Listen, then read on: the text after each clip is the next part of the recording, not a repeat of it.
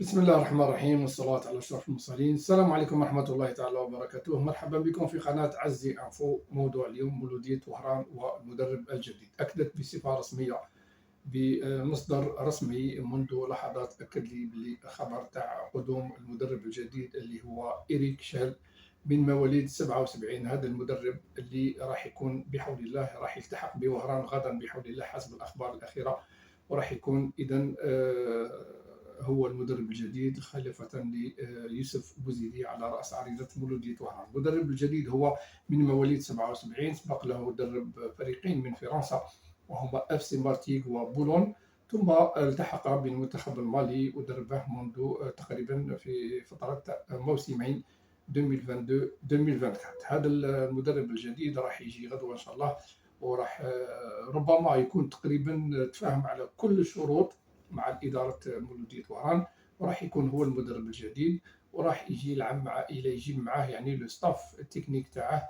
تقريبا كل الستاف راح يكون معاه غدوة إن شاء الله في مهامه الجديدة على رأس مولودية وهران. يبقى فقط مدرب حراس المرمى محمد رضا عاصمي، اللي يبدو انه مازال ما تفهمش مع المولوديه. ربما ماناش عارفين، الاخبار تقول راح يقعد ما راحش يقعد.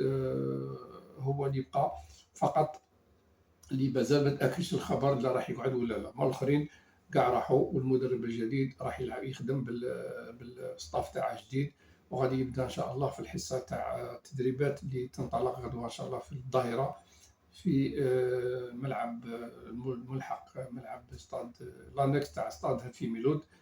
وهذا اذا هو المدرب الجديد لمولودية وهران، وراح تكون له طبعا فرصه باش نشوفوا يعني الانصار تاع مولودية وهران اللي كانوا قلقين جدا، وكانوا ومازال راهم قلقين، ومازال راهم ديفيزي، اللي راهم باغيين مدرب، اللي راهم باغيين مدرب اخر بدون ذكر الاسماء.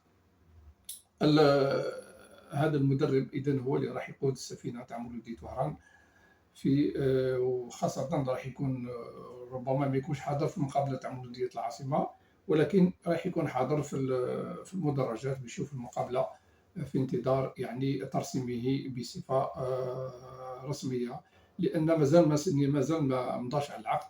ربما راح يمضيه غدا إن شاء الله. هذه الأخبار إذن مؤكدة بنسبة كبيرة. مولودية وهران راح مع المدرب الجديد إريك شال المستقدم من المالي. هو يعني مستقدم من فرنسا لأنه هو مقيم بفرنسا، وراح يكون غدا إن شاء الله بوهران، ويبدأ غدا بحول الله حسب الأخبار الجديدة المؤكدة منذ لحظات فقط.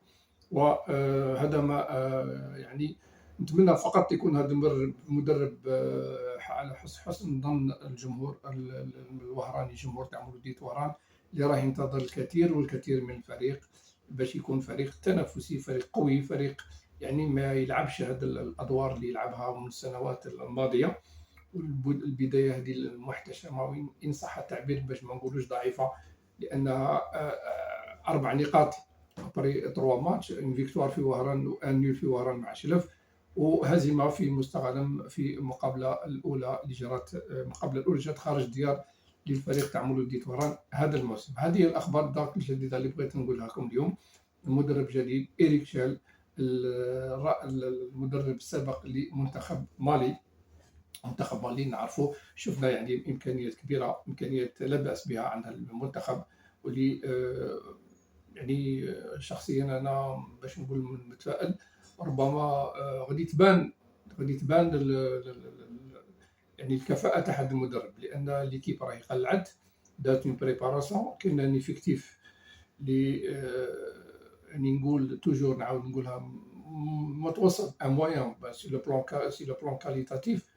النوعيه تاع ليفيكتيف هدرت عليها وقلت بلي مازال ما برهنوش اللاعبين الجدد ما عدا 4 لاعبين، و يعني مازال ما نتاكدوا يعني على تقريبا منذ نزيدوا نقراو واحد 3 ماتش ولا 4 ماتش باش نجموا نحكموا على هاد لي ريكرو جدد اللي جاو في الصائفه الماضيه.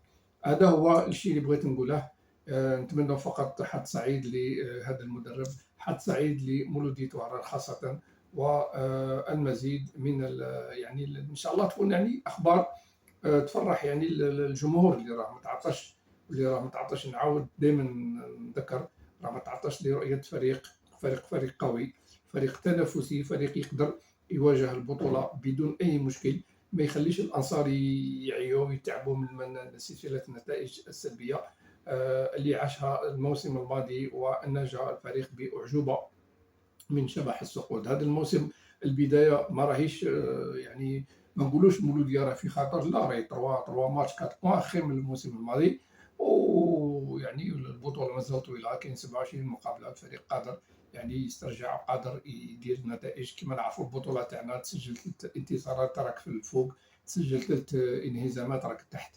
وهذا ما اودت ان نقوله في هذه الحصه. ان شاء الله تشاركونا بالابونمون، وتشاركونا بارائكم واستفسارات تاعكم. بحول الله الى الملتقى في حصه مقبله بحول الله. السلام عليكم ورحمه الله تعالى وبركاته.